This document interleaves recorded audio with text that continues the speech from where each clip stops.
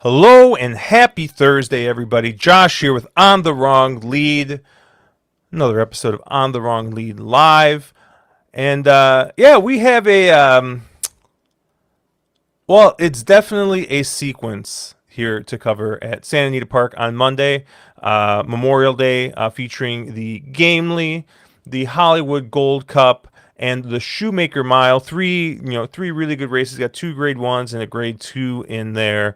We called in some help, right? Because, when I think of California and California racing, I think of Northern California and possibly, the greatest race 10.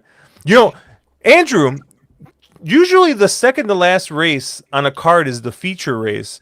So I think you could say that the feature race on this card and in this sequence is actually a California-bred owner or a Northern California-based maiden race, much to the chagrin of one of our compatriots here. So, Andrew, how you feeling about this? So I have thoughts. We'll get there as we get there. These Northern California races that don't seem like they fit at Santa Anita, and hey, maybe you shouldn't have killed Northern California if that's how you feel. What I will say is the stakes races came up pretty solid from a handicapping standpoint. We're going to have some fun going through those. And I'm going to have some fun seeing just how many brain cells Caleb goes through as we go through races 10 and 11. The sequence that we're going to be going through includes 3 graded races, 2 grade ones, and then it ends with a maiden race for NorCal horses and a Calbred maiden race. Good luck, everybody. Caleb, I already saw you killing brain cells with that big old swig of bourbon that you took before, as Andrew was talking. But how you feeling? Well, we're here.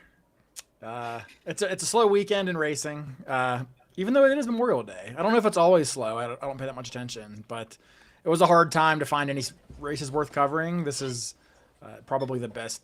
Definitely the best stakes of the weekend, and arguably, the best card of the weekend. Again, I think we'll get into it later. The stakes came up good. I mean, I think they're maybe no superstars, but they are very competitive, I think. But the sequencing and the carding is atrocious. So we'll talk about it when we get there. But Mr. or Mrs. Racing Secretary of Santa Anita, please quit, retire, go home, whatever it is. Just stop. This is bad. This is worse than Arkansas at Oaklawn carting the Archie-bred maiden race in the last race of the day, because there's 2 of them. But anyway, I digress. I'm here. Well, it was either this or we talked the entire Calbred card on Saturday, because I think Churchill's got some decent card. And Churchill usually has a decent card, but I don't know. I thought that when I saw these stakes races, that this should be the sequence that we cover, and just the comedic factor just added to, I think, the reasons to do this. And funny enough, somebody who's actually in Northern California right now, Mr. Mark Capitan. Mark, how you doing, my friend? I am actually closer right now to Andrew Champagne than I am to Josh, which is a shocking thing. I drove right by the world of Andrew Champagne on my way. I'm in Santa Rosa, California, Andrew.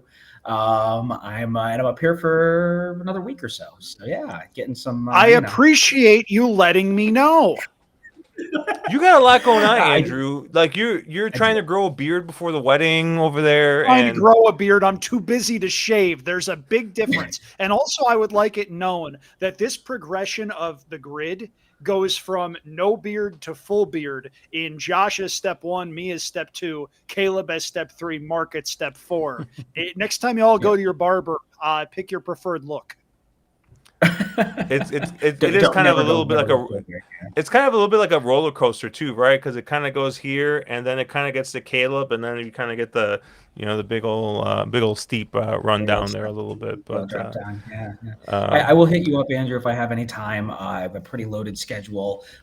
So I will, if I do have any time, I will hit you up and maybe we can figure out something. But fairly It's busy. too late. for I'm the already rest of the crying. On a serious note, I've had something in my eye for the last 10 minutes since right before we went on the air. So if you see me digging at that, that's why. Either that or one of you has told me a joke that's making me cry laughing.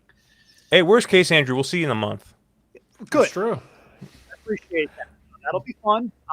Come up 2 weeks from Saturday. Like I'm looking ahead. Now, real quick, Andrew, because I feel like we got some dirty laundry to air out here, real quick. Have Caleb and Mark actually RSVP'd after me repeatedly reminding them that they need to from your your request? Josh, do me a favor. Cue the applause button and hit it. Thank you, guys. Much appreciated.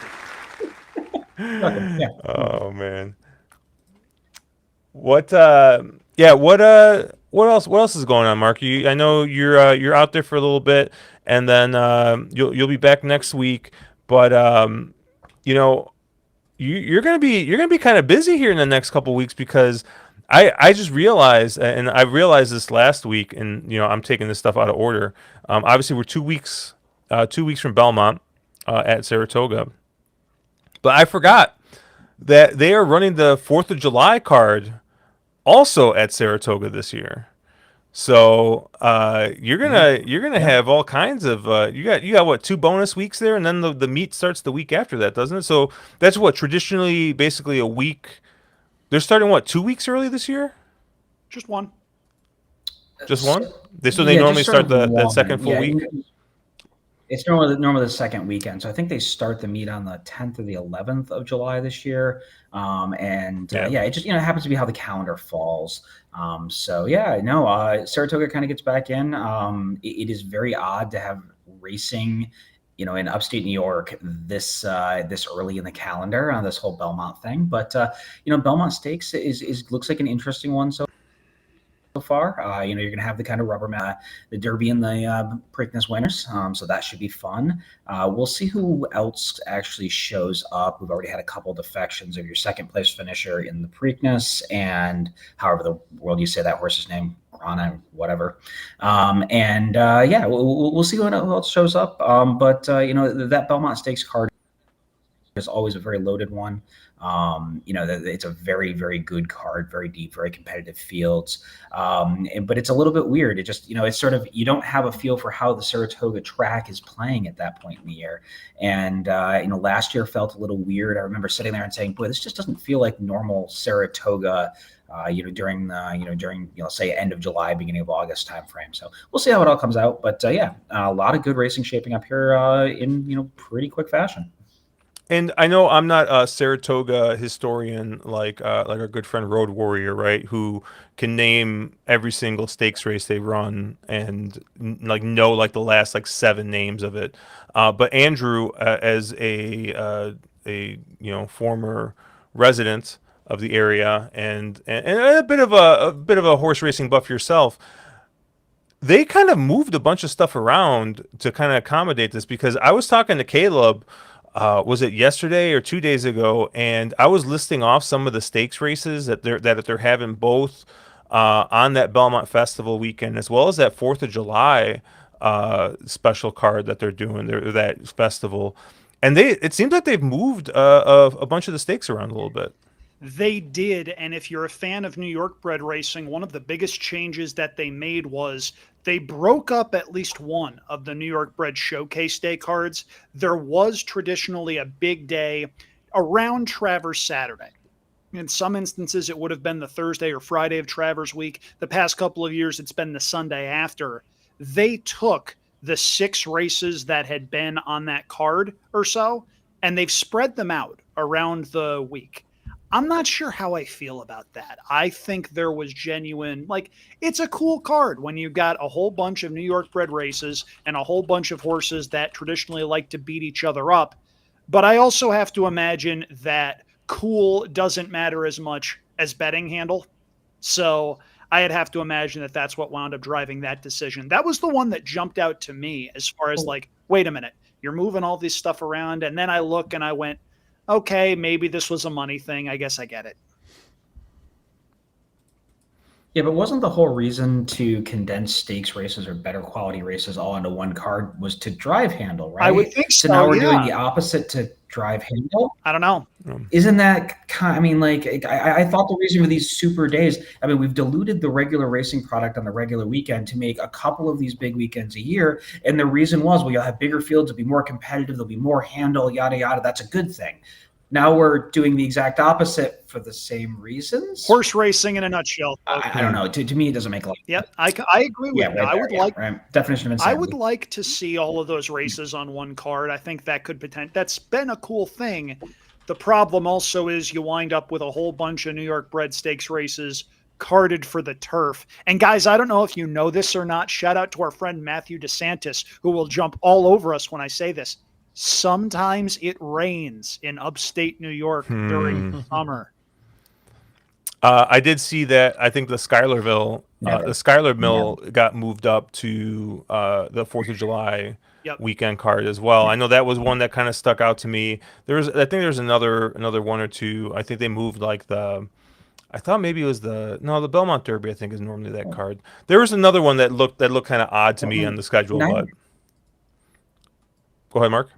I was saying Naira's been doing a lot of this the past few years. You know, like the Jockey Club Gold Cup got moved from downstate to the closing weekend of the Saratoga meet now, and there's been a lot of this shuffling the card. And I think some of it's been good. They've definitely spaced out some races. I think they moved the Jim Dandy a week or two earlier as well, to give more distance between the Jim Dandy and the Travers. I think that's a good move. I think some of these, moving the Jockey Club Gold Cup back to Saratoga, that race had stopped being mattering at all, and now it's closed. It's Labor Day weekend at Saratoga. I think that was a good move. So I think Naira has done some of these moves that made a lot of sense. I think they're trying to also space out some of the 2-year-old races, because there's a lot of these horses that in that 2-year-old Saratoga, whether it be the Skidmore, no, it's not the Skidmore, the Sanford? The Hopeful. Sanford, there we go. The Sanford, the Hopeful, a lot of those horses run back out of those kind of races. So it's nice to have them space those out a little bit more, so that, those horses do have a little bit more chance. And sometimes you see those 2-year-olds who are up and coming, you get a little more, so they've done some good stuff. I'm not going to beat them up too much for it. I just don't agree with everything they do, much like every other racing jurisdiction. What I will say really quick, Josh, about the not just the Sanford and the 2-year-old colts, but the 2-year-old fillies. I do think moving those races a little bit earlier may help the second leg of those 3-race series, because there have been some years where the Adirondack and the Saratoga Special have been graded stakes races, and they've drawn pretty lousy fields. And if that winds up getting a bit of a better group from horses that could potentially run back, I think that's a win. Yeah, and all this kind of being said, the reason I even like the reason I kind of got through this was because it just seems like, it's to Caleb's point. This is kind of like the lone, I think, last kind of, I don't know, I'll say kind of rough weekend that we have, because even starting next weekend, right, we got, Churchill's got one of their big cards, featuring the Blame. And then, we're starting to get graded stakes at Woodbine even next week. And then, after that, we're going right into Belmont at Saratoga. And once that kind of starts, we're going to get rolling with Ascot coming right after that. And yeah, so like, this was kind of a little bit of a kind of a rough weekend. But Chief Ross has got a good question about the racing stuff, and we'll talk about that in a second, Andrew, because I know you have thoughts on that. But pick me. I think it'd be remiss if we didn't just briefly talk about last weekend. And Caleb, the Preakness notwithstanding, obviously, we'll talk about that a little bit. But what did you think of just the racing in general that we saw on Preakness weekend? I mean, I thought it was very typical of Pimlico. I mean, they had the stakes races, especially like on the second half of the card on Saturday, I thought played pretty formfully.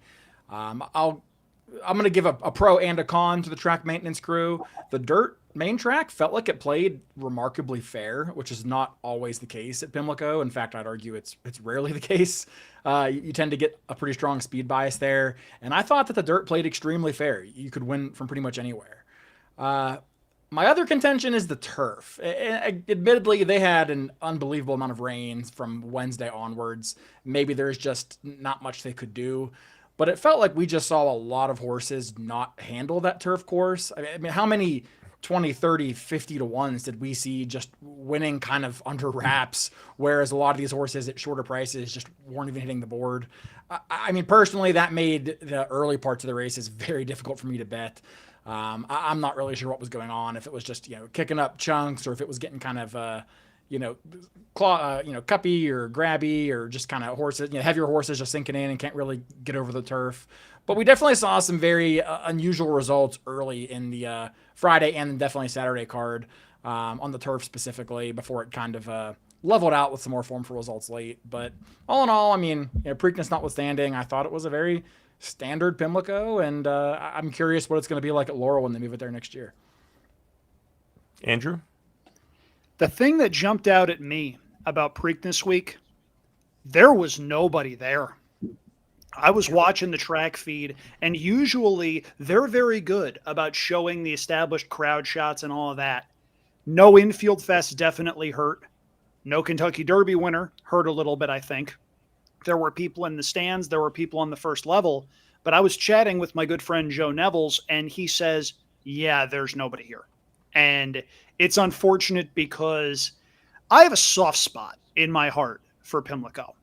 It's a dump, but it's a dump that was built for racing fans, as opposed to something that was built for people in the fancier box seats that just doesn't resonate the way that it should. I've been to a couple renewals of the Preakness as a media member. Before there was Lord Miles at 59 to 1. There was Oxbow at 13 to 1 when Kevin Krigger inexplicably did not send Golden Sense and left Oxbow alone on the front end, thus ensuring him a spot on my Christmas card list for all eternity. I'm going to miss Pimlico, at least this iteration of it. We don't know what the future holds for Pimlico, for Maryland racing at large. I know the plan is go to Laurel the next couple of years and then come back to Pimlico and condense everything. I'm old enough to remember when the plan was to move everything to Laurel permanently and discard Pimlico entirely. So I still think there's room for a lot of things to change, even though there are certain things where the wheels are already in motion. One thing I will say, though, credit to Dan Illman and his team. I worked with Dan for a bit at the Daily Racing Forum. He's now the head communications guy for the Maryland Jockey Club. Really good guy. His team, as always, did a great job. Mark? Don't have a ton to add. I think both of you covered it really well. I mean, I thought, it's sad to see Pimlico go just because there have been so many good races there over the years. But it's a dump. I don't necessarily know if moving to Laurel is the right move. I would think, though, you probably are going to see in the Mid-Atlantic, similar to what you're seeing in Naira, or similar to what you're seeing in California. You're going to probably see less tracks. They're going to consolidate meets. That kind of thing is going to happen as you have smaller foal crops. It's probably going to happen, and it is what it is. I don't want to say it's better or worse. It is what it is. And I think to Caleb's point, though, and I think that what was really frustrating is there were so many races specifically on the turf where, it's very infrequently when I look at a big field and I go, okay, geez, I'm going to use these 4 or so horses in my pick 5, right? Not one of them hits the board. Not one of them hits the super. Just the fact that there were some of those races that just made no sense. And I don't know why. I don't know if it was a really weird surface. I don't know if it was whatever was going on. But I think the turf was pretty much unplayable. And, I think it got better late on the card Saturday. But it was seemed to be odd surface. And I don't know if it was just like a large percentage of horses not handling or whatever. It was a very tough day to play in any sort of racing, and then definitely to play any sort of tournaments. I played in hopped into a tournament and did fine, but when you're having a hard time on every other race, it makes it very hard to cash in those kind of things. Yeah, CB for you to win, saying that layoff horses seem to dominate on the turf and dirt on the undercard races. So, yeah, I thought it was kind of like I said. I kind of echo Caleb's point that there were a couple of, I think, just we'll say very hard to get to horses, if not just absolutely impossible horses that won some races on the turf. It broke up some stuff, but I would say if you're using CB's logic, I think you could also make a case that Pennsylvania breds also dominated on the turf on the Saturday card, because I think 3 of the races were won by Pennsylvania breds. So I mean, I think if you slim the sample size down, you can sort of say anything about it, right? But that also happened. So is it wrong? I don't know. You tell me. I know Matt DeSantis was. I will really say happy before we about it. move on, I was very excited to see a former Golden Gate Fields horse go wire to wire to win the Gallerat for Ed Mosier Jr. NorCal in the house, baby. He romped too. He Yeah. romped. I actually liked Austere, and I used that one in a couple of different spots at a bit of a price. And Austere ran well, just front runner ran away and hid. Yeah. So let's talk about the Preakness real quick, and then we can get on to handicapping these races. Yeah, I mean, I saw David Barista talking about Steve's interview. Was it today or yesterday on Steve Bick, where Steve was he had some very strong words about kind of what happened to his horse and the way Rispoli rode, and I don't think it was necessarily so much like a attack on Rispoli as much as it's a nobody does anything about this at any point in time, so riders just assume they can get away with it. So I thought it was kind of interesting. That being said, I got to see if I got this one up. I think I have this one up. Yeah. Boy, do I like Flavian Pratt even more now after that, because Guys, that was really some. quick here. Josh's tone on Flavian Pratt has taken a complete 180 over about Right? the last 18 months. Yeah. I remember Oh, man. not long ago, he was like, he stinks. He's an anchor. And now he is the president of the Flavian Pratt fan club. Oh man, dude, Sim of the year. I don't know, man. Now I'm thinking that if he was writing Maximum Security, he would have followed War Will too to get him out of his way. I will say that was just one of the most impressive wins I've ever seen. Just with the amount of trouble that was probably some of Umberto's fault, or mostly Umberto's fault maybe, but that horse getting into that amount of trouble and being able to make up that ground and win was definitely just one of the most impressive things I've ever seen. Mark, I don't want to I was kind of mad at you a little bit because I think you replied in our group chat something like "what a horse" or something. I forget what it was, and I was watching on mobile, so I was like 15 seconds behind. And I thought you were talking about the 9 horse, right? The horse that eventually finished second, Gosker, because he was like 6 lengths clear. And you were like, wow, what a horse. I can't believe it.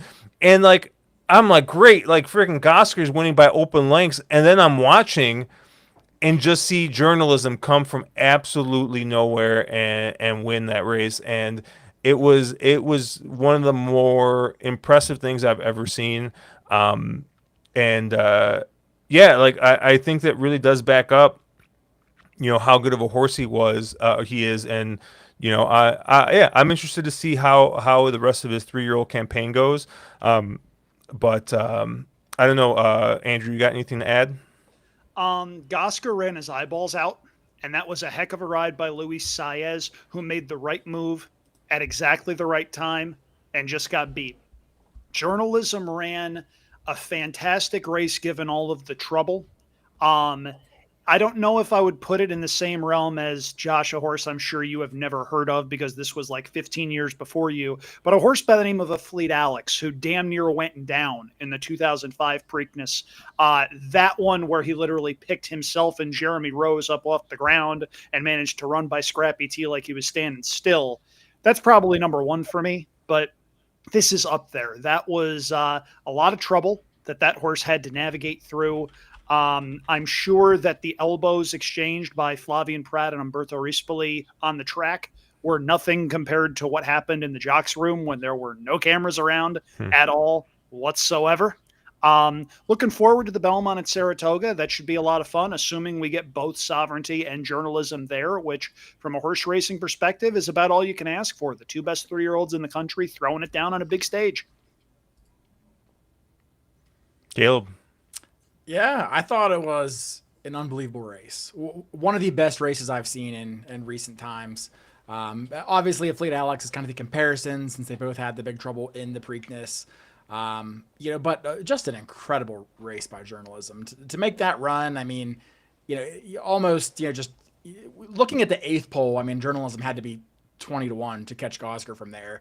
But my God, when he finally, got clear of goal-oriented and clever again and was able to sit down in a straight line, it was just an incredible race. I mean, incredible call by Larry Colmus. I mean, going to go down as one for the ages for sure.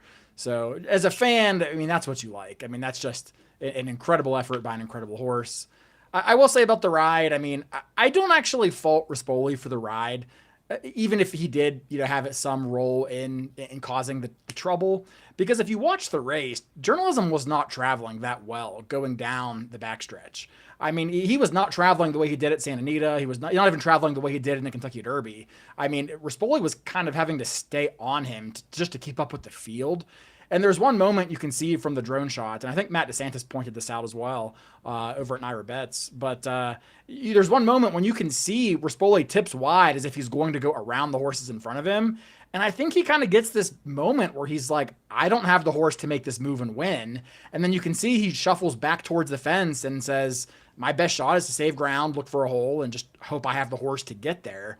I mean, clearly he had the horse, but given the way journalism was traveling down the backstretch, I can't really blame him for making that decision. I mean, it didn't look like he did. It didn't look like he had the horse under him at that point of the race. It was an aggressive bully kind of a ride where he's, at least got as good as he gave there with Flavian Pratt. Probably plenty of blame to go around, but personally, I think no change was the right call there, and it ended up being just a really memorable race for sure.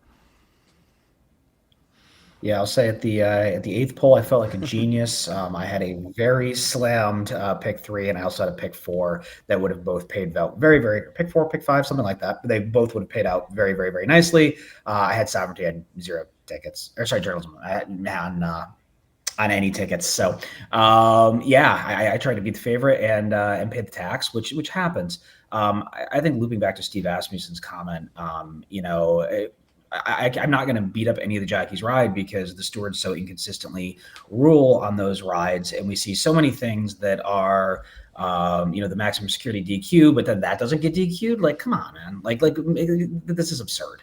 And so until the stewards can start consistently making rules so that we consistently know that's I know there was a foul occurred. But what warrants a DQ and what does not warrant? I mean, clearly horses were fouled, but does that warrant a DQ?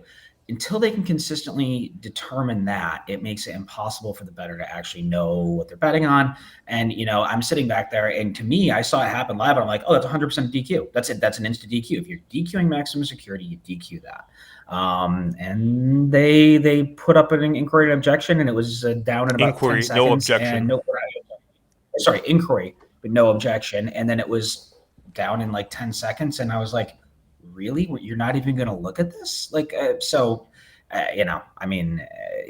frustrating because I never get DQs go my way. But, it was, what do you mean? So two quick things to add. I'm sorry, Josh, real quick. So I've written about this a couple of different times in a couple of different places. The enduring legacy of maximum security 6 years ago is the fact that there is no answer to the question, what is a foul that merits disqualification? If you get a steward in the room from each of these 4 states, Kentucky, New York, Florida, California, and if you want to throw Maryland in there, go ahead. You're going to get 4 or 5 different answers. And I am at the point now where I almost don't care what the official rule is.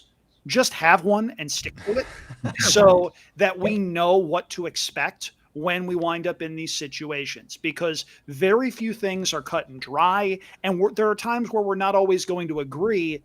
But if we know what the rules are, then we also know what the penalty is. Now, as pertaining to Rispoli's ride, I think he was thinking one of either Clever Again or Goal Oriented was going to drift, because I think he saw Clever Again starting to shorten stride a little bit.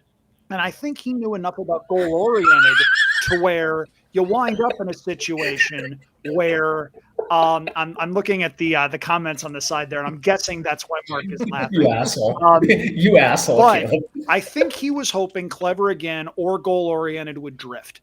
And Jose Ortiz held the rail, and Flavian Pratt, if you look, held his line and made it a point to hold his line. I think that's good old-fashioned aggressive race riding. And for as much as we talk about how jockeys are sometimes passive, let's give Flavian Pratt some credit for being aggressive and forcing Umberto Rispoli to make a decision. I'll hit that one for you too. Yeah, like I was laughing because like all I could think about, Andrew, is there was a comment you made. It might have been last week on What did when I we were do talking, now? and you said like, because I had made some joke about Luan Machado, and you said yeah, and they'll give him he doesn't ride to the wire, and they give him an award for it, right? And like that's the thing, right? Is like if that kind of stuff, even if nothing happens during the race, right? So like for example, the maximum security thing, right? Like let's say they don't DQ Saez, right? But they hit him with like, I don't know, some insane, like not $1,000 number. Yeah. but they hit him with like a large, right, like a large fine, right? And maybe days afterwards, right? If they actually like hit these jocks in the pocketbook and they know what they can and can't get away with, and like it's clear, right? Even like I said, or even if they like don't DQ, all right, they DQ them, they don't give them any days. Well, like okay, how like so you think that was serious enough to DQ, right? Like it's just there's no consistency on any of it, and I think like DQ or no DQ, like if we all have eyes, we can look at this after the fact. And if, hey, maybe in the heat of the moment they don't DQ it, but they look at it and they're like, hey, we really need to do something about this. And they suspend these jockeys, they punish them somehow, right? I think you have to, like I said, keep it in line. It's the same thing as the Heisa rule, right? The strikes rule. Oh, darn. Junior Alvarado gave one strike too many in the Kentucky Derby and just won, I don't know, the biggest race of the year. Like, like no one's gonna do anything about that because the punishment's not severe. Like, and like I said, not saying that it's a right rule. That's the problem, though. He got fined like 40 grand or something. Yeah, but then $2,000. Yeah, like he got fined an absurd amount. Exactly, but then something that actually affects that Agreed. really affects the rule. Yes. The nothing. Yes, I agree with that. It's insane. I don't know.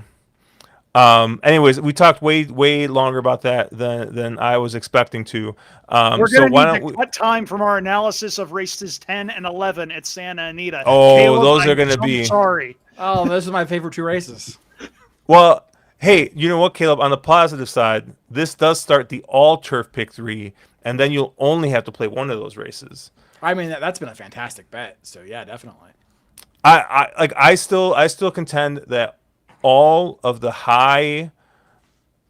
bets that are low takeout with high minimums are great bets. Absolutely. Remember what was I don't think it.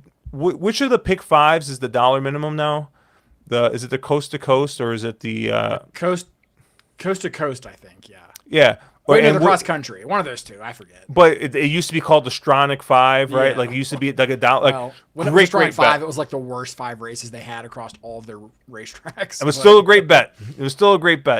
These $3 pick 3s, love them. $5 double, like to close out the cards, great. everybody should do this. Like these are such great bets. I want to see more of it.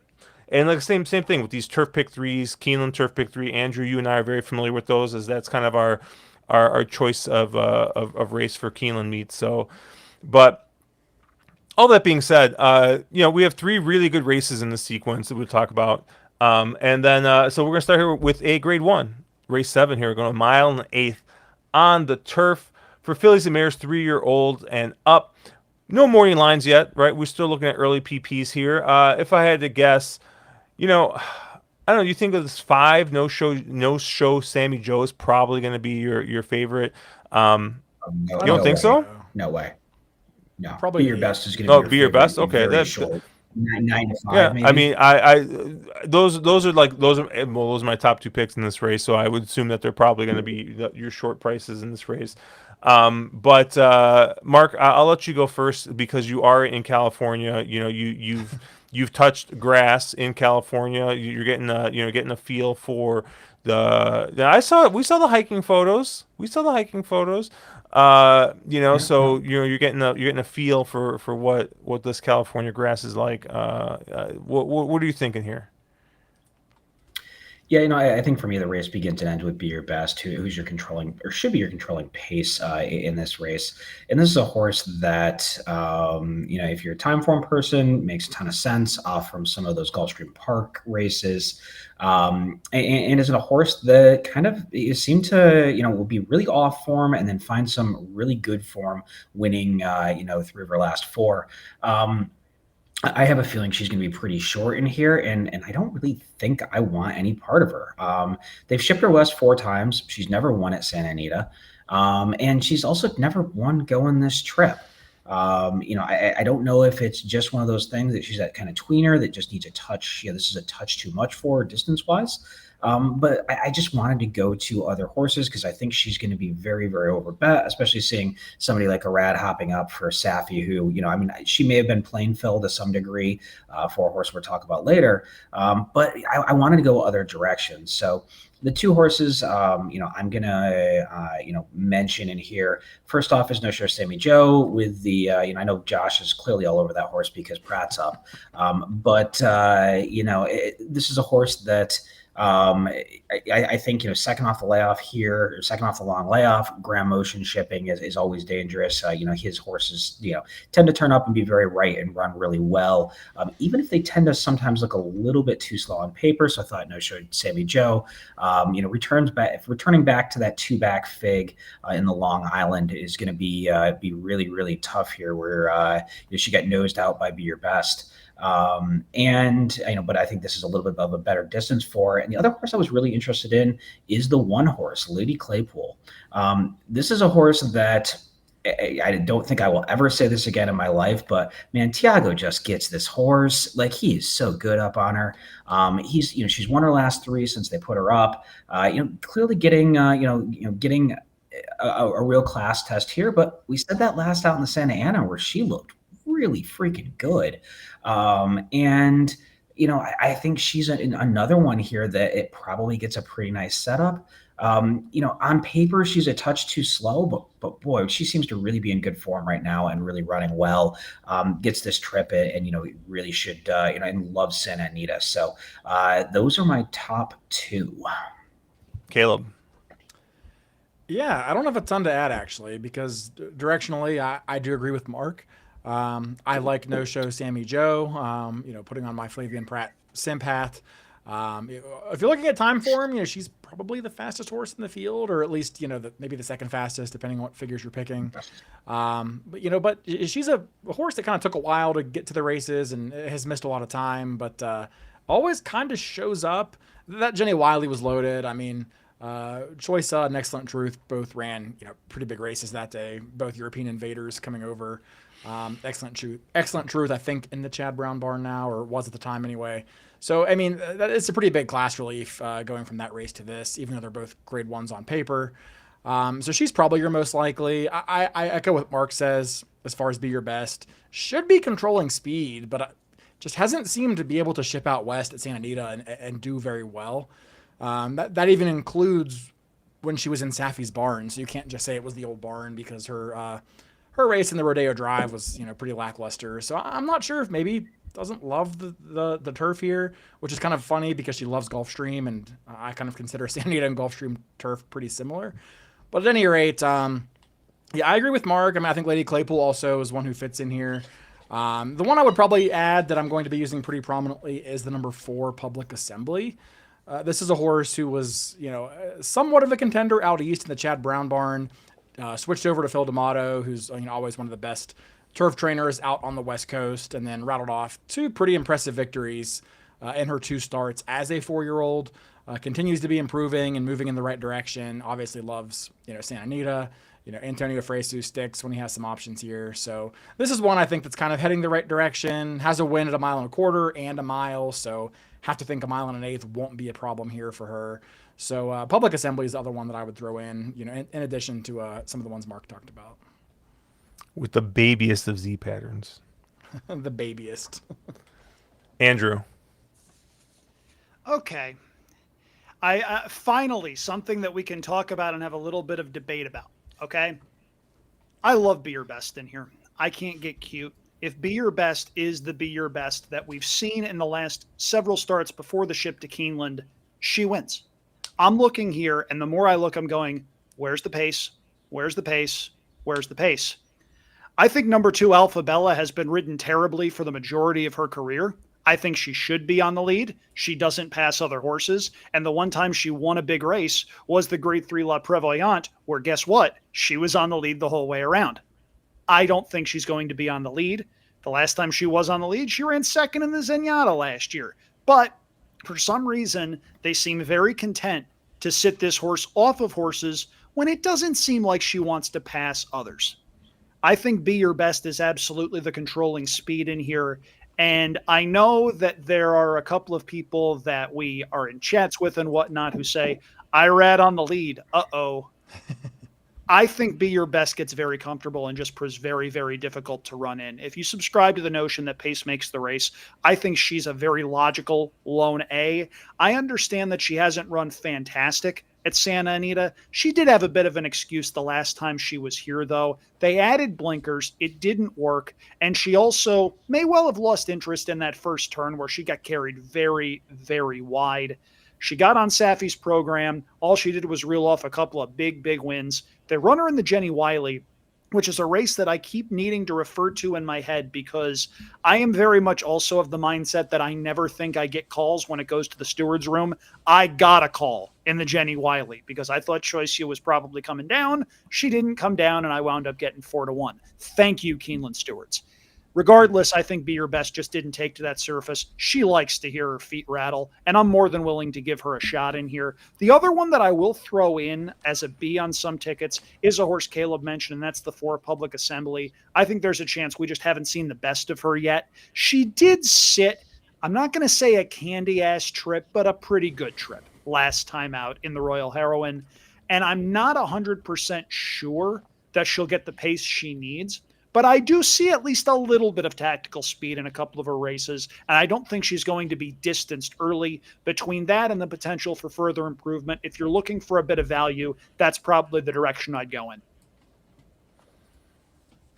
Yeah, I took the easy way out here, and I think I took the top 2 choices. I agree with you that Be Your Best. I think pace-wise is just one that you have to use. So I'm going to be using Be Your Best here as an A. I am a little bit concerned about the way that she's kind of handled Santa Anita. Obviously won races at Aqueduct and Gulfstream Park, which are 2 very different turf courses, but won them both the same way, kind of being on the front end there.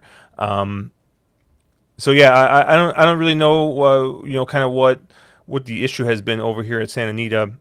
Gets Irad aboard. I mean, last time out, kind of rode her the same way. I think the same type of trip that we're going to see here. It was a bit of a fast pace. They went 22-4, 46-4, but that was also what they went in the Pegasus filly and mare, and she was able to kind of keep on in that. So yeah, I don't know if it was just a shipping thing, need to the race, but last time off a layoff, improved second time, so maybe we'll kind of see the same thing here. And then, I think the 5 no show Sammy Joe makes a ton of sense here. I'm kind of crossing the line through that Jenny Wiley, and you kind of cross the line through that, and you see a horse that's in just really really good form here. Pratt's ridden this horse twice, to a second place and to a win, and I think that with Pratt getting the board here again, it's going to get a nice trip here. Grand Motion always seems to ship very well.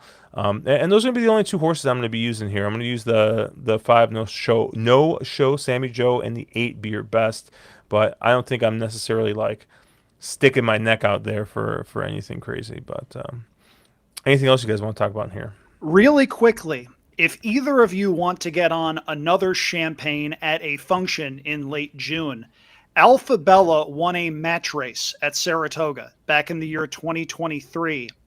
My dad claimed he hit that race because he hit the pick 4 attached to it. He hit the all button in a match race. Let me write that down. Yeah, file that one away. All right, and I see HK Ultra in chat. What is up? I did CB Food to win saying Santa Anita handicapping is easy. Just take the second chalk over the chalk in every wager. I don't know. I think you get some good prices at Santa Anita, especially on the turf. I think, especially if it's and then Caleb, what's your favorite horse to look out for on every card? The Tiago horse. The Tiago horse, the Tiago FU horse, right? There's always one. It's always one. He always strikes if it's like the least expected on some 18-1, always. Yeah. All right, let's move on to the Hollywood Gold Cup, going 1.25 miles here on the main track. And we got a field of 7 here. And I mean, I don't even know. I guess this is headlined by Skippy Longstocking. I mean, who headlines this race? I don't know. This is the worst grade 2 I've seen in a hot minute. You think so? This is bad. It's not good. Yeah, it's really not good. And I mourn the days when the Hollywood Gold Cup genuinely, honest to God, meant something. I looked at this field and I hadn't looked at the entries beforehand. I printed out the past performances. Yes, I'm a pen and paper guy. I know the horror in 2025. But I look, I handicap, I get through horse number 7, Arrow the Great.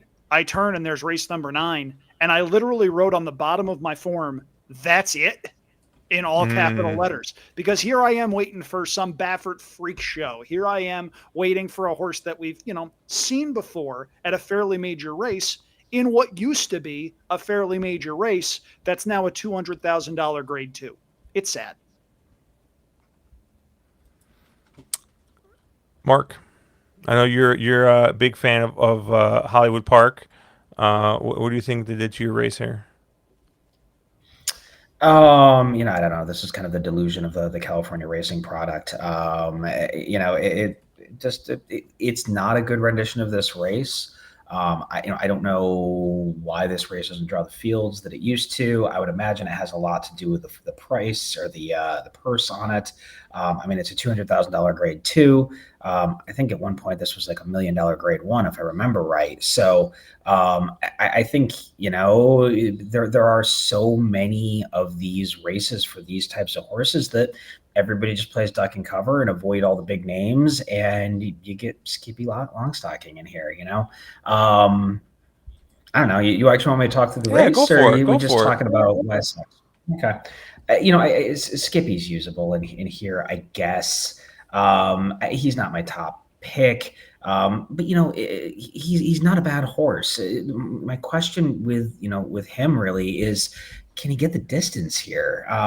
Historically, he hasn't been able to, and this seems like this is just a little bit further than he wants to go. And so I kind of find myself really lacking options besides landing on Extensive, just to his inside, who's a pretty lightly raced 4-year-old, only has 4 starts, won the last 2, seems to be kind of getting better a little bit every single start. And I guess I get the press alert, right? Never missed the exacta at Santa Anita, and and Pratt up from McCarthy is 45%. So it sucks that Frey lost the mount, but Flavian's pretty okay, I've heard. I think Extensive is probably the horse to beat in here. I would assume, but it's interesting though, because I'm assuming Arad came for Skippy, and this is the Safi of the ones to ship west. So they must have thought pretty highly of him. You'd think Arad could have stayed home or hung out with the kids or something else. So I think I probably use the 4 as an A, the 5 as a B, and that's probably all I need. Caleb. Yeah, I kind of agree with Mark in the sense that Extensive kind of feels like the horse you default to in this race because everybody else kind of stinks. I mean, Skippy's a nice horse, don't get me wrong. And I'm a big Skippy fan. He doesn't owe me a dime. But this doesn't really feel like his kind of trip, shipping out west to go 1.25 miles. I mean, he couldn't hold off, Tappet Trice going 1.125 miles. And, it just, I don't know that he's a horse that's really going to thrive at this distance personally. I mean, he hasn't had success when he's tried it twice, but he certainly is the class of the field. I won't be surprised if he wins, but I just don't think I need him as what is likely to be a pretty heavy favorite. Extensive is kind of the now horse, but this is a monumental step up in class because he beat a bunch of nothing in his last couple of races. So I don't know what to do. This is a race I really have no good opinion on. I don't like any of the runners in here because those that have run races fast enough to win, such as Tarantino or Midnight Mammoth, are also wildly inconsistent, and it's kind of hard to figure which version of those horses you're going to get. Skippy is the class of the field, but is, a little unsure to get the distance for me, especially, shipping across the country. So you almost kind of default to Extensive, in my opinion. I probably will have like one ticket with Pax Wallop, the number 2, who I thought ran a pretty good race last out in the Charlie Whittingham race at Santa Anita. And that was 1.25 miles, albeit on the turf. But he did just lose by a head, so that has to give you some confidence in his ability to get the distance. And the horse he lost to was, Adeline, who's in the Shoemaker Mile in the next race we'll talk about, and is certainly a player in that race. I mean, he come out of that race well, so that's not a bad loss by any stretch. He beat Daisimo Chara, who was one of the old hard knockers of the Santa Anita Turf Marathon kind of division. So I don't know if Pax Wallop takes to the dirt. I mean, it seems like he's been working pretty well over the dirt most of his career. Only tried it once, and it was forever ago, so I'm not really going to read too much into that. But if I'm looking for maybe an outsider, it would be Pax Wallop. But this is a tough race for me because I don't really have confidence in any horse, to be honest with you. Andrew. So I agree with Mark about 92% of the way because I like Extensive a little bit in here. I think the only concern with him is how he's going to run off of Lasix because he's never run without Lasix in any of his prior 4 starts. That's a pretty significant shift. The pedigree at first glance seems like Myler, but the more you look at this race, doesn't this seem like it falls apart? I'm looking and I see one speed horse after another speed horse after another speed horse. Skippy Longstocking could win, but he needs to be up close, and there are a bunch of horses that I think may be faster than he is early on. I think it sets up for Extensive. He's my top pick. The horse that I would use that I think may go off at a bit of an overlaid price is the one Tarantino. Tarantino last time out ran horribly in the Oakland Handicap, which Skippy Longstocking ran 3rd in that race. But if you look at the races before that, this is a runner that's got a resume. He was previously, many, many moons ago, a pretty highly touted horse in the Bob Baffert barn. He's changed hands a couple of times since then. But if you look at his winner, he wound up picking up a couple of big checks. And if you look back to the races he ran for Mark Glatt, he does not need the lead in order to run well. Juan Hernandez sees fit to hop aboard. He'd been ridden by Edwin Maldonado, who's a very good speed rider. And I don't think Tarantino is going to be too far back, but I also don't think he needs the lead. I think there's a chance Tarantino winds up getting first run turning for home. And if I'm playing the multi-race exotics, I respect Skippy Longstocking, but to me, he tops out at 1.16 1.125 miles. I'd go against him at a short price here with a little bit of a dabble on Extensive and Tarantino. Yeah, I don't have too much creative. I have Extensive as a lone A in this race. I agree with you, Andrew. I thought that there was a lot of pace in this race, and this seemed to be one that I I don't think is going to be on the lead. Is going to be one that's going to be coming off the pace. So I kind of upgraded. I see the horse has just consistently been improving. Flavian Pratt gets aboard. I'm kind of curious what price we get on this horse because I have a feeling everyone's going to kind of see it the same way. Wise guy. The one horse I didn't have anything written down for it before, but one that I've kind of like looking at this race more and more that I got a little bit interested in is the 6 Il Bellator, just because I thought this is another one that might be able to kind of sit off the pace and close. But I mean we're going way back, right? We're going to the mile race at Emerald Downs where kind of sat off off the pace and kind of closed into it a little bit. Other than that, like I don't know, it's just kind of run kind of evenly in all of its races. So, but I'm kind of curious to see, what this horse does by stretching it out. The breeding doesn't show that the stretch out is going to be a positive move for this horse, but I was just trying to look for something else and looking for another horse that maybe is going to be coming from off the pace. But I think maybe might just be more one that's going to plod, and maybe can suck up for second or third because the pace falls apart in front. But I'll take extensive in everything, and maybe I'll use Il Bellator underneath in some type of exotic. But I'm going to be lone A here.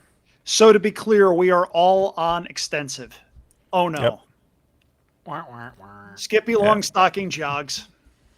Hey, Andrew, if you're looking at this race and you're thinking that there's a ton of pace in here, do you give Arrow the Grade any look? Let me get back in The outside here. horse? My Sorry if you already flipped. I apologize. It's It's the 7 horse. Big money Tiago horse getting a stretch out. It has a pedigree that says the stretch out should be good. Air Gray on the top, Arch on the bottom. Horse has never really gone this far. Well, I guess they tried him in the Gold Cup, last year, but getting second off the layoff for Blacker. Horse has been running well versus better as they've kind of the last race was fairly nice. So I think he's too slow. But if you're thinking that this comes apart, isn't it set up for somebody like him? My note on him was needs Lasix. Josh, if you cross out all of the Lasix races, you'll wind up seeing 8th beaten 59 in the Pat O'Brien, 6th beaten 32 in the Gold Cup, and 4th beaten 9 in the Native Diver. If this was an optional claimer at this distance and he was able to get Lasix, Mark, I'd probably agree with you and be throwing him in. But I'm looking at this horse, and this is a horse that needs Lasix. Cool. Hey, Caleb, that reminds me. Do you remember who was the horse last week that was out of Serengeti Empress? And I'm like, going off Lasix is going to be a bleeder. Invictus was the horse's name. I know because I had him singled. Did he win? No, he ran third. The one Credo ended up winning. There we go. Now, if the horse would have ran up the track, to be fair. no, if he would have ran up the track, then that would have been the he was the call. A He said third. It was not pretty. Yeah. Oh, Matt saying the horse needs Lasix and whatever Blacker is on. Yeah, that's fair. The ninth race here, the Shoemaker Mile, going a mile on the turf, Grade 1 here, and we got a full field of 9 in here. Ladies and gentlemen, there are 2 horses I think in training that I'm currently contractually obligated to bet. One of them is Harmony and Blessed that just ran on Wednesday. And won at a nice price. Attaboy, Josh. The other one I believe is Cabo Spirit. I thought you were going to say Rodriguez. Well, Rodriguez too, but no future on Rodriguez yet. That will ensure. No, I can't. I'm done betting futures after that, and I still blame Mark Midland for conning me into betting that Rodriguez a future because I wasn't going to do it. But yeah, I Cabo Spirit in this race. Interesting that Mike Smith isn't riding this horse because I thought Mike Smith did a great job in that American last time, and was able to just go, and this horse won by 3/4 of a length in that grade 3. I always kind of thought that this was a horse that wanted to go further, but I don't know. The last two races, the Kilroe Mile and the American, both going a mile, they both look pretty good. So yeah, I like Cabo Spirit here. Frankie Dettori sees fit to ride. I mean, if Kent DeSormo was on this horse again, I probably would have thrown all the money I had like onto it. But the only other horse I had written down in this race was actually the 5, Formidable Man, who won that race last time out in the Kilroe Mile, is going to be coming off the layoff here. And when I was kind of looking at this race, you see Goliad, who's shown speed. Cabo Spirit obviously is going to be one on the front. And Seminole Chief has shown a kind of a bit of speed. King of Gosford has been forwardly placed. And so, you start kind of looking, and I'm like, well, if there's a lot of pace in this race, like who's going to be coming from off of it? And I thought of all of the kind of off the pace horses, I thought Formidable Man made a ton of sense here. You kind of look at that Kilroe Mile, and they really slowed it down that second quarter, right? They went 23-1, then they went 24 flat the second quarter for 47-1. Brisnet kind of has it coded as like a slightly fast to like a slightly slow pace in those two kind of sections. And Rispoli was able to close with once again one of the baby Z patterns you'll ever see. But you kind of go back and look at the Hollywood Derby, and there was a bit more pace in that race, 47-4 going a mile and 1/8, and was able to close. And yeah, I just think that this is a horse that, especially if he's going to get a little bit of pace in front of him, it is going to be able to close pretty decently. I thought it was the best of the off the pace type. So those are the two horses I'm going to use in this race: the 5 Formidable Man and the 8 Cabo Spirit. Andrew, how did you see it? So my question to you with Cabo Spirit, we can agree Cabo Spirit needs the lead, right? Mm-hmm. Isn't Goliad faster? 100%. That's my problem with him. And I'm not a huge fan of Goliad in this spot either. You're looking at a horse that hasn't run since November 2nd. Cabo Spirit needs the lead. He's going to go. King of Gosford is probably going to go, though I think he might sit a little bit. Seminole Chief is going to go as well. He's got some speed.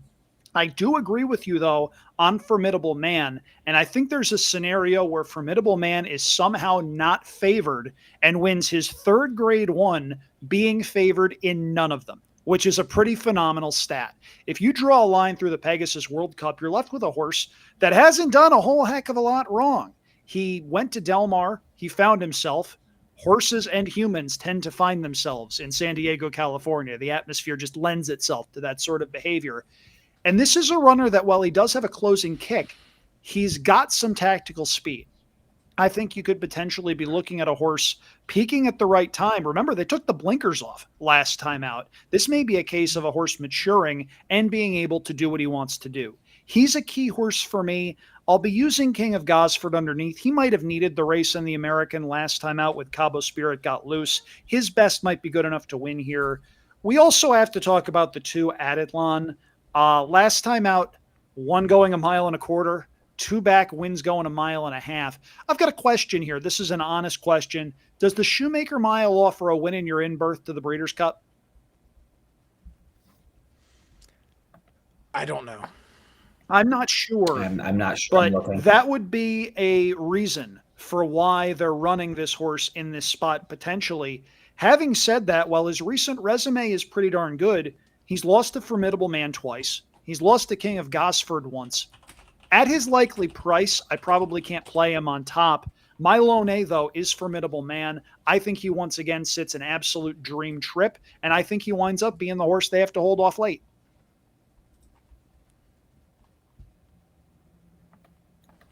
Trying to see if I can find the races for that. But in the meantime, Caleb, how did you see this one? Yeah, I agree with everybody about Formidable Man. That would be my top selection in this race. And I kind of agree with Andrew in the sense, I think there's a world he might not be favored. I don't think he'll be a long price, but you might get 3-1 or something on Formidable Man. I think he's your most likely winner. Josh, I respect your commitment to the brand, but Cabo Spirit has no shot in this race.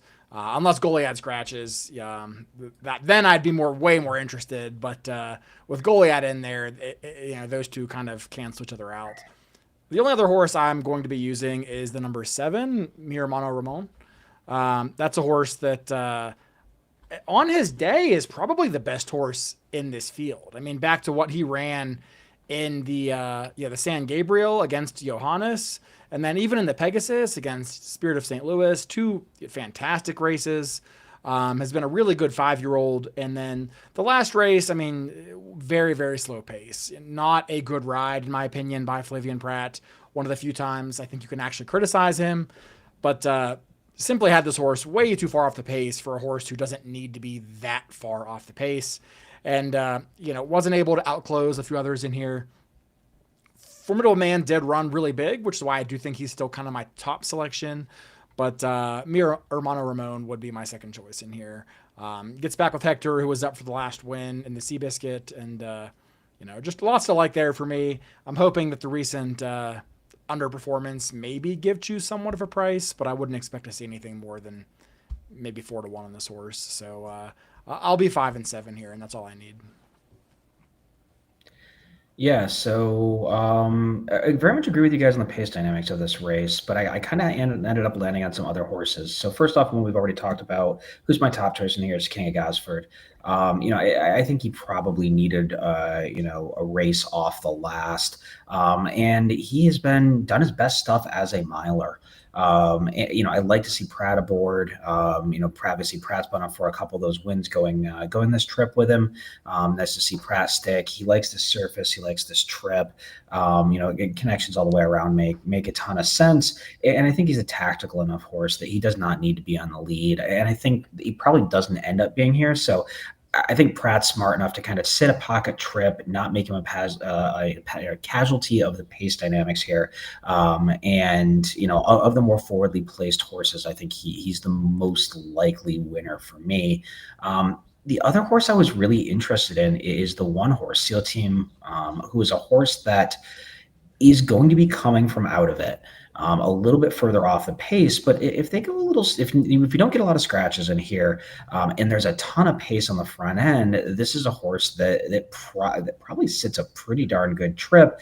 And his best stuff has been when he's coming from 5, 6, 8 lengths off from it with a pretty good pace setup up front.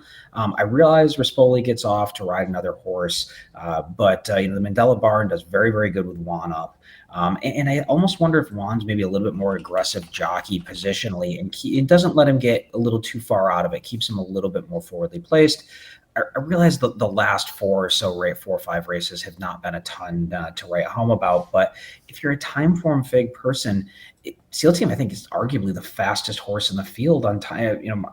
Mi Hermano Ramon does have a couple races faster, but I guess SEAL Team's the second fastest horse in the race on time form figs, and is a horse that probably gets let go at a fairly decent price in this field. So I thought SEAL Team was really interesting in here. Isn't Goliad the rabbit for SEAL Team in this race? I would assume so, right? Same ownership group, same trainer. Mike Smith only has one way to go at this point. Goliad's going to go. And we know exactly what the game is on Goliad. They're going to go to the front, and there's a couple other need the leads. This is going to end up having a ton of pace on the front end, and they hope SEAL Team's good enough when he gets the right pace set up. That's got to be the play, right? Yeah, I don't hate that pick at all. I can see the logic behind it. I think the 5 is better at what he does than what the 1 is, but you're certainly going to get your price. Yeah. So are you saying I should have made the case for Thace? bet the rabbit, remember? No, I was trying to rhyme with Goliad, but I couldn't come up with anything. I couldn't come up with anything, no. Well, Mark's face just froze. And I was like, I couldn't tell if he was thinking or if his internet went out. But definitely wasn't the first one. Anything else in this race? I'm just excited to get to the 10th. Oh, baby, race 10. About to go out. NorCal in the house, baby. 5.5 furlong sprint here. For restricted maidens, fillies and mares 3, 4, and 5 years old. Restricted horses or horsemen based in Northern California.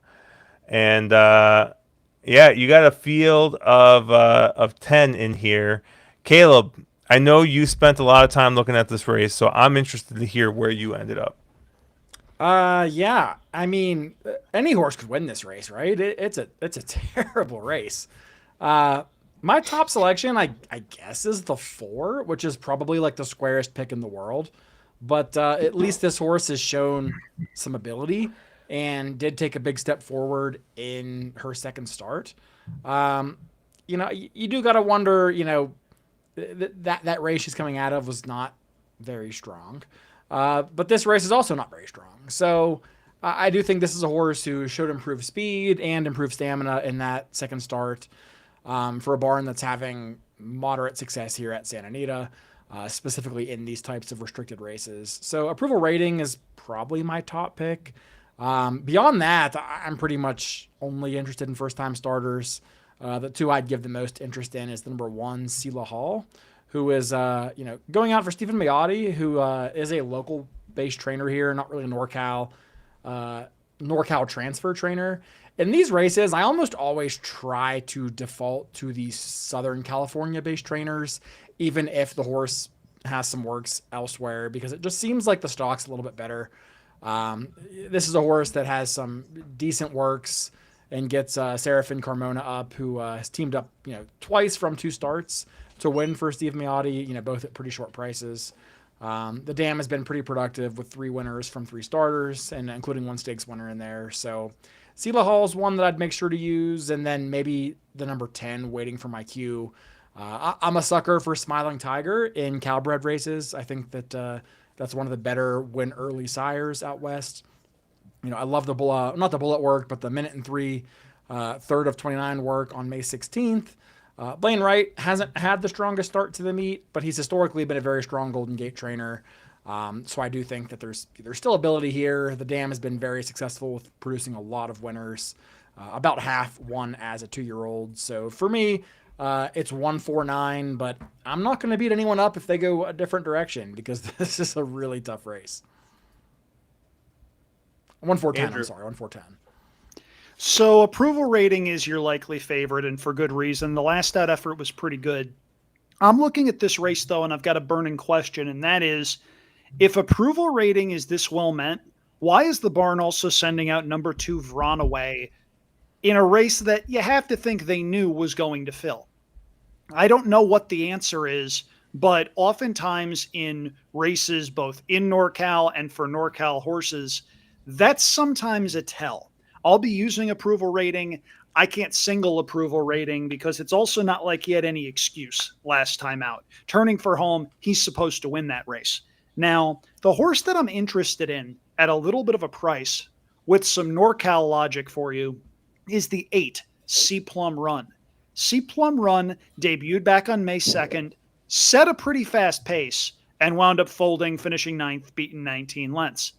The move that I like and that I have liked for several years is when Billy Anton Georgi gets on a speed horse. He is a very, very good gate rider that is going to give a speed horse every possible chance to show its speed. Isidro Tamayo's barn tends to have horses that get better with experience. The second out numbers are pretty good, 15%. I think we will see an improved performance from Sea Plum Run. And it's not like he was horribly bet last time out. He was less than 9-1 in his debut. So someone somewhere thought this horse could run a little bit. I think at a minimum, that one is going to be involved early in a race without a lot of horses that have shown they can pass others. Now, as far as my 3 underneath horses go, we mentioned 1 first-time starter already in the 10 waiting for my cue. I'll also use number 9, Calm Down Kimmy, who I saw Josh had an A by. I imagine he'll get to her in a bit. The other one that I'll throw in is number 3, Reckless Ride, who last time out broke 9th of 10 in a race that a bunch of these horses wind up coming out of, as it turns out. Passed a couple of horses, which is not a common trait for any of these runners, let alone first-time starters. Horses that tend to break near the back of the pack first time out sometimes stay there because they really don't know what they're supposed to be doing. But Reckless Ride at least passed a number of rivals, wound up splitting the field running fifth, gets Lasix for the first time, and while Sammy Calvario is 2 for 51 on the meet, look at all those seconds and thirds. His horses are at least running well, they're just not winning. So don't see a 4% trainer and go, oh my goodness, this barn stinks. This is a barn that's hit the board with nearly half their runners. They're not doing badly. And I wouldn't be at all surprised if Reckless Ride is another one of those runners that takes a step forward in this spot. But approval rating on paper should win this. It's a little curious, though, that the barn sends out a buddy in addition to that one. Mark. I'll keep this pretty succinct because you guys have already really talked about all the horses I liked. When I have races like this, I always like to try to figure out who is the best of the horses that had a start, and then also kind of and my second A is who's the best of the fresh faces. So of the horses that had a start, I think pretty obviously approval rating is the horse to beat, or is the best of those. I don't know if it was the cutback to the shorter distance that perked the figures up last time out. It's interesting to see them. I don't know if they just didn't know what they had. They put this horse in an optional claiming 62.5, and then they're now go up to maiden special weight company. Interesting move. I know they tend to do that kind of stuff in California more often than we see it back east, but approval rating makes some sense. But I think Andrew's right to kind of question that one for a lot of other reasons. And then the horse I thought was the most interesting of the fresh faces was Calm Down Kimmy, the 9. Couple of really nice bullet works there at Los Al. A horse that seems to have have some speed and some gate speed. And a lot of times when you get in these, I don't want to go beat up and bash the North Cal community or anything, but a lot of these races do turn into sort of follow the leader, and if you can break on top, horses don't tend to want to pass or be super, they just kind of follow each other around. So hoping this one has been, it seems to have some speed, can get out front early and maybe make a dent here. But to what Caleb said originally, I mean, this race is impossible and anybody in here could win. It's really, really, really a tough race. And, I know somebody had asked about it earlier, and I haven't dunked all over the California Racing Stewards yet, but this is just a slap in the face to any handicapper. If you card a sequence like this, you put the two maiden special races, so we can't see the board. California, probably second to Kentucky, has some of this, you see these big money moves on first time starters, they knew money, and nobody playing a pick 4, pick 5 can look at those double pays. So we don't know what of these first timers are the most live ones. It's a major slap in the face to the handicapper, and it shows that I think a lot of racing stewards just don't get that. Some of us actually put effort into this and actually try, and they just look at us all as gamblers who just want to throw money at the window. So it's really frustrating. This card was capped absolutely terribly. And I would say the same thing if Saratoga did this, if Keeneland did this, if any other track did this. This is just absolutely terrible. Quick question for you on this, Mark, because I have been critical of Saratoga doing this because on a lot of their days, they finish with a New York bred maiden claimer grass race with 14 horses. Mm-hmm. If they rearranged this sequence to where it went backwards, basically, and these last two races were the first 2 races of the sequence, that goes down a lot better, right?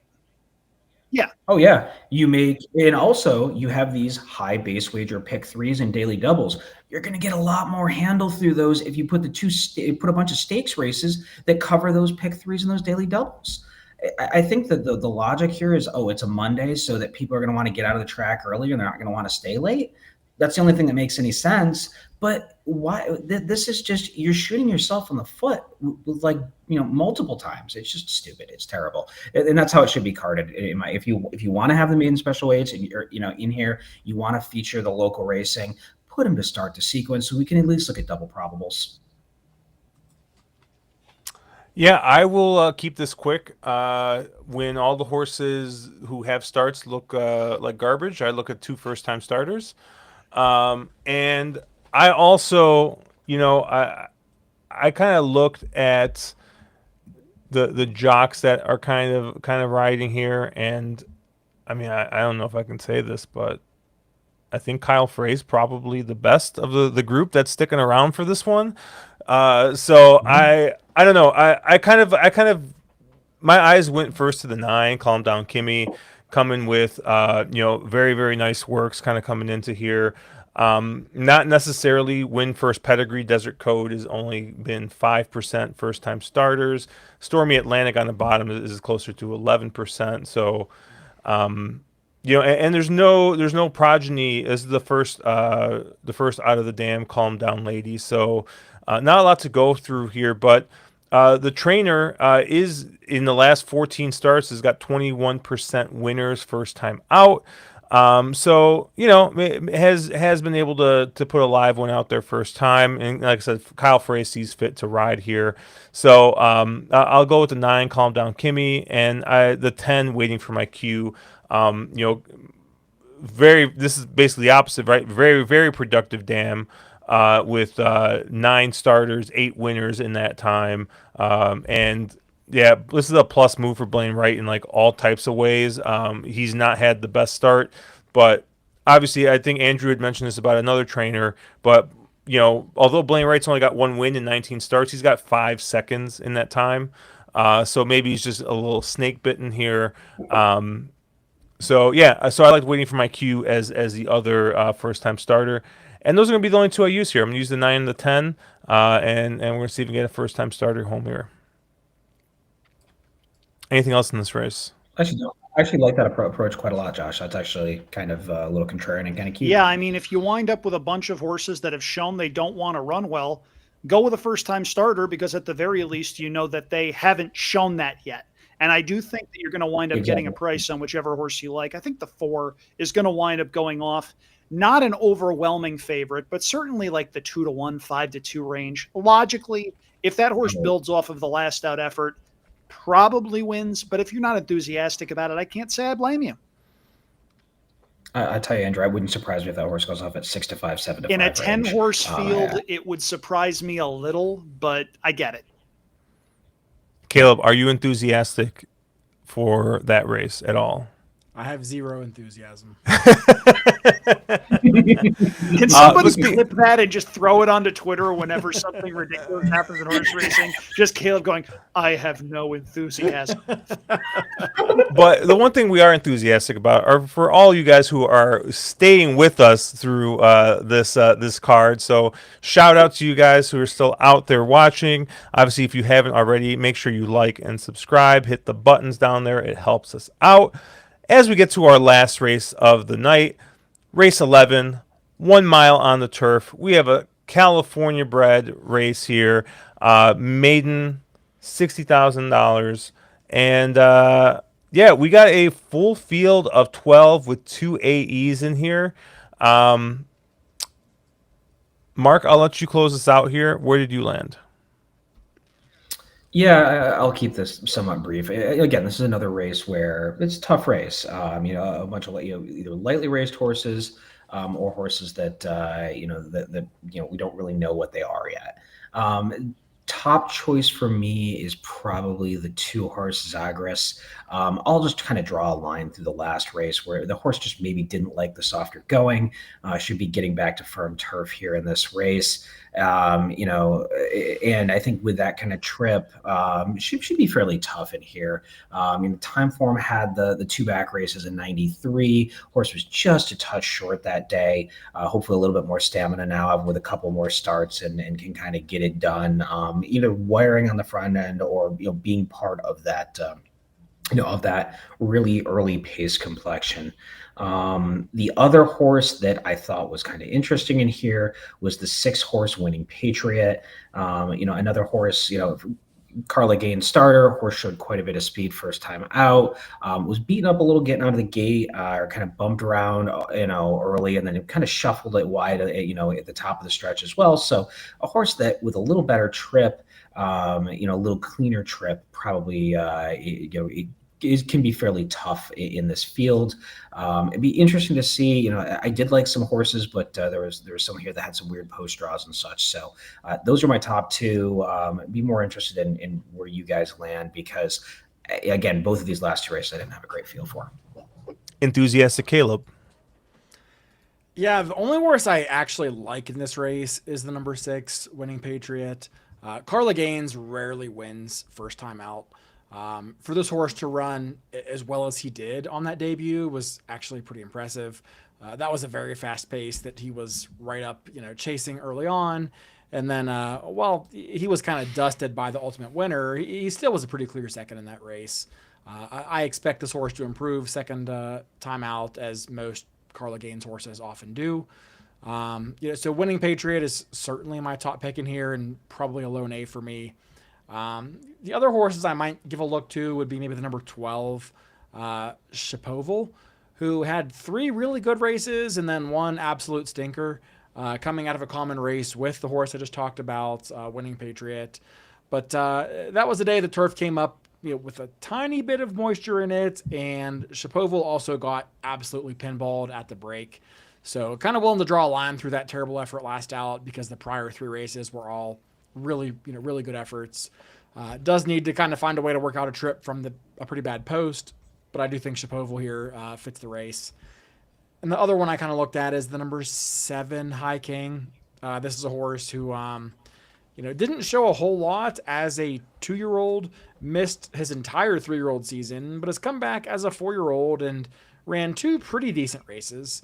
There does seem to be a decent bit of speed in this race, especially with the number 2 Mark's top pick, Zagreus, who I think is probably a need to lead type, drawn inside with Armando Ayuso probably going to have to send.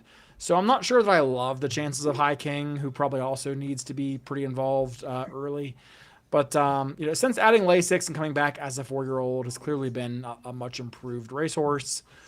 Just missed last time out going a mile, so I think that effort would be almost good enough to win this race. Might need to improve a touch, but third off the layoff, I think there's room to project some improvement there. So for me, Winning Patriot is your most likely winner by a pretty considerable margin. And then I will have High King and Shapoval both kind of as B-type plays.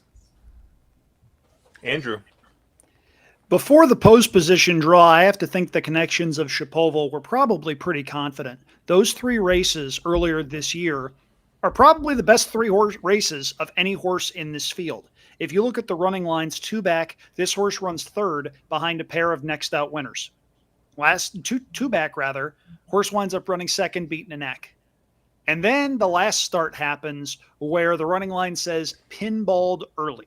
So you have to think they were very eager to bring this horse back at this level, because he's proven he can run well at this level. And if he gets back to the races 2 and 3 back, he's a likely winner.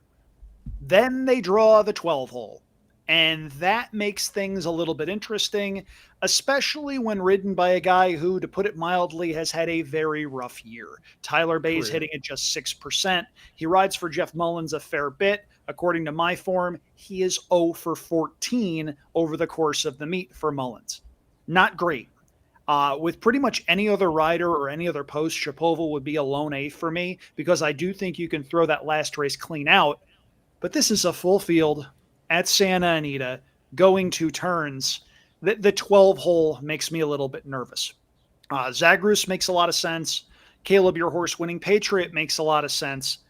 I am going to get a little crazy with the Cheese Whiz on this one, though, because while the post position is not great, I think we're going to get a bonkers price on a horse that wouldn't shock me if he wound up taking a step forward.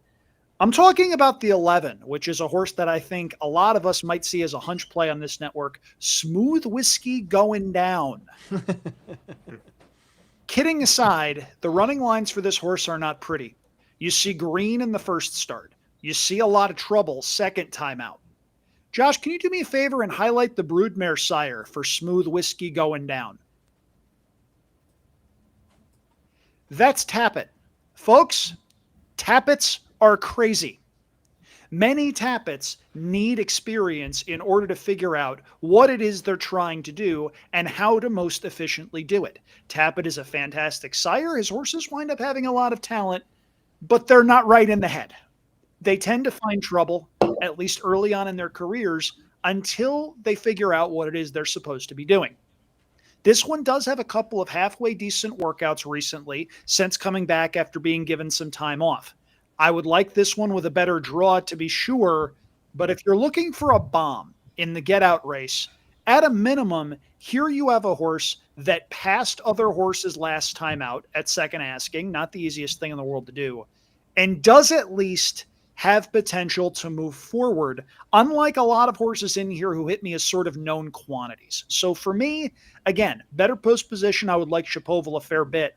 As it stands right now, though, I'm 4 deep using the 3 logicals and that ridiculous bomb.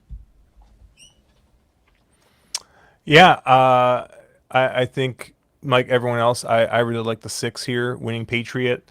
I'm not gonna mention other stuff that you guys have already gone over. I do have 3 other horses written down. I gave the 8 Sogno Divino a look here. One that has had a couple of starts here, has been kind of has been in Peter Miller's barn for the last 3 starts.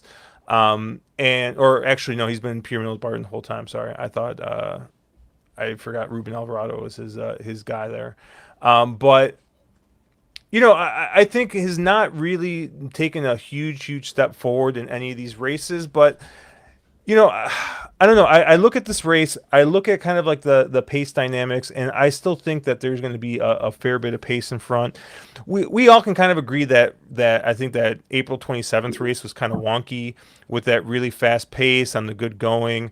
So I think the other races kind of look a little bit better where he actually did at least make up some ground, but. I don't know. I think the fact that IRAD is deciding to stick around, maybe somebody knows somebody or something. So I figured I'd toss him on a ticket. The 9 Fight Back is another one that I think maybe we've maybe seen enough of already, but just I don't know. I think the race 2 back, he actually was looking like he was making up some ground. Got to second at the top of the straight, but maybe Hector Barrios may move just a little bit too early.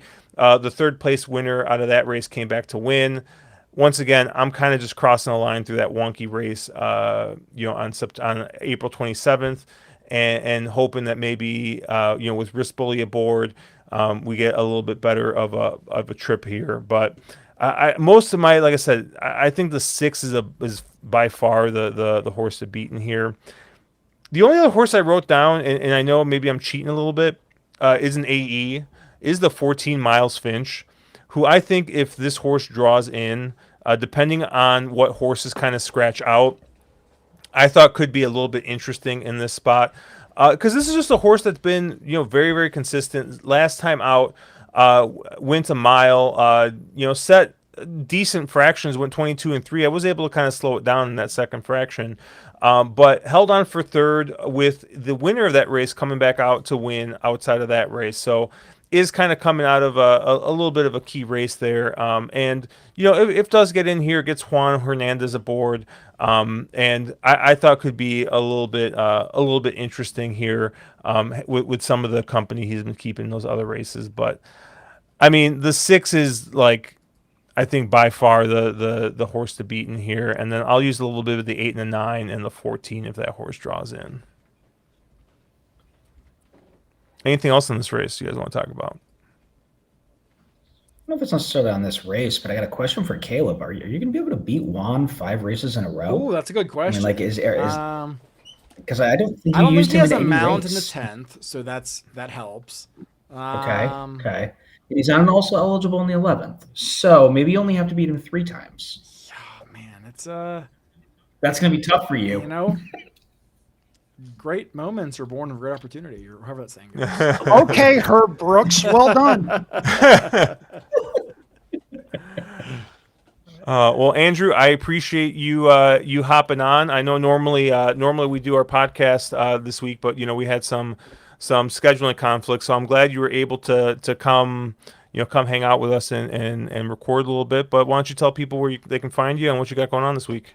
Sure. So you can find me on Twitter at @AndrewChampagne. Right after we log off of here, I'm going to get some long overdue dinner, and then I'm going to videotape some stuff for Hong Kong on Saturday night into Sunday morning. Big card, 11 races, Group 1 action going 2,400 meters, full fields with stewards that give a damn. Just saying, if that's something that's important to you and you're not playing Hong Kong, you either really need your sleep or you're a hypocrite. That's all I'm going to throw out there. So that's something that's been a lot of fun. Saratoga, less than 2 weeks away. I will be around for the Belmont Stakes week stuff. I am giving fellow handicappers a 2-week head start, however, because I'm going to be in Lisbon and Barcelona on my honeymoon, and I refuse to tell my long-suffering fiance / future wife, sorry, honey, we can't go to the Sagrada Familia yet. I need to handicap the steeplechase race. Priorities, folks. But I will be back for the last 36 days. And if anybody, winds up getting reeled in by me when I'm giving them several days of a head start, I am going to be an insufferable son of a bitch if I'm not More already. than normal. Yes. And in fact, on that note, I do want to show the shirt that I'm wearing. So the shirt that I'm wearing, World's Best Dad Jokes, but it's an R, so it's World's Best Rad Jokes. And folks, I got one for you, okay? So, you guys know that we have a new pope, obviously. Insomniacs for the win, right there, Matt. You get it. We have a new pope. He went to Villanova University and that he was a math major. This sets up the joke, okay? He was a math major. That's all true. So, for the first time in the history of the Catholic Church, we have a pope that doesn't just know sin, he knows cos and tan too. Oh, I knew that was going to get Mark. I knew it. Oh, I've been sitting on that one God, for it's weeks. terrible. So bad. As soon as you said sin, I knew what the punchline was. That was the horrible Josh is thing. like, who's the way it coach? works. No. They're creative, and the people that are smart enough to keep up can catch it and see where it's going. It's better when it's written out. I saw this joke before, FYI, but it's better when it's written out, obviously, because you see sine and cosine. But yeah, it's so bad. Love you all for having me. My bowling league ended a couple of weeks ago, and this is the window between now and wedding prep. So I appreciate you guys having me. Serious note, it's always a lot of fun to be able to talk shop. First time I've dove into Santa Anita since opening day because reasons. Again, here in NorCal, just saying, maybe don't kill the fairs quite yet. But this was a lot of fun, even seeing Caleb wince his way through the 10th. He got through a lot of bourbon. He brought the bottle in. Yeah. Caleb, you DJing this weekend? I think I'll be around. I don't know how much I'll be online, but yeah, I'll be around. Mark? I will be at Bottle Rock in Napa over the weekend, and then I'm doing some stuff in that area for the early part of next week. So have a little vacation before the Saratoga meet gets up and rolling. All right. Well, thanks for checking us out. Obviously, make sure you hit like and subscribe on thewronglead.com, at wrong_lead on Twitter. I am at Cherry Drank. Mark is at 2 Turns. Caleb's at Caleb WVU. No drinking champagne this week. We'll have an episode of You Gotta Be Shot tinning me up. Probably Saturday morning because our normal time is going to be interrupted since I'm having dinner with a friend tomorrow night. So we'll get something up Saturday morning, and then we'll catch you guys next week when we'll get some Churchill Downs in, and then the week after that we got a heck of a weekend with Saratoga and Belmont coming up. So summer's coming. So is a good racing. Have a good weekend, guys.